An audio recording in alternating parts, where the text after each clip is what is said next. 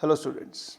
In the contemporary perspective, Doyle Allison in his article The Importance of Logical Thinking in the Workplace stated that logical thinkers observe and analyze phenomena, feedback and reactions and then come to a conclusion. I am quoting from the reference material of Logical Reasoning for ICSI Foundation, that is CSEET. Now, if you look at the original article which is shown here, you can notice that Miss Alison Doyle has very clearly mentioned that logical thinkers don't go with their gut or develop a strategy because it feels right. Logical thinking also requires setting aside assumptions and biases. Now, this is the foundation of logical thinking. Normally, we hear people saying that they are trying to decide between their heart and mind. Now, this is what we usually refer to as gut feeling. Now, there is no such thing as gut feeling in case of logical reasoning. So, we go purely based on the phenomena, feedback, and facts. We observe those things and then come to a conclusion. This is how subjects have been divided in case of CSEET, 4 subjects, 50 marks each. Likewise, even for logical reasoning we have 50 marks, but in case of logical reasoning there is an internal division between legal aptitude and logical reasoning. Now, logical reasoning has been further divided into 3 divisions. First, of course, is logical reasoning itself, then we have verbal reasoning, and finally non-verbal reasoning.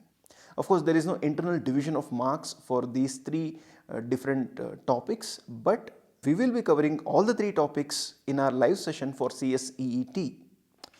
In fact, let us quickly go through 3 different questions from 3 different topics, that is logical reasoning, verbal reasoning and non-verbal reasoning. So let us look at the first question. So this is based on logical reasoning. The question goes like this: what is the angle between the 2 hands of a clock when the time shown by the clock is 6:30 p.m.? Now, here is a question which is completely based on logic, and they are asking us to find the angle between the 2 hands, that the minute hand and the hour hand. So again, we'll have to apply the logic and try to find out the answer. This is logical reasoning. Then, which of the following options is fifth to the left of the 11th letter from the left in a forward series of alphabets?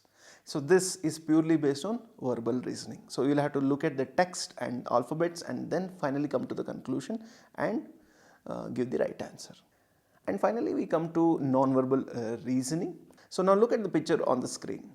What do you think that picture represents? Some of you may say chessboard. If you observe carefully, you will notice that it is not at all a chessboard, but in fact a Sudoku board painted like a chessboard. Because in case of a chessboard there will be only 64 squares, whereas here there are more than 64 squares, in fact 81 squares. So you have to be careful while answering such questions. This was a very brief introduction about the topic logical reasoning.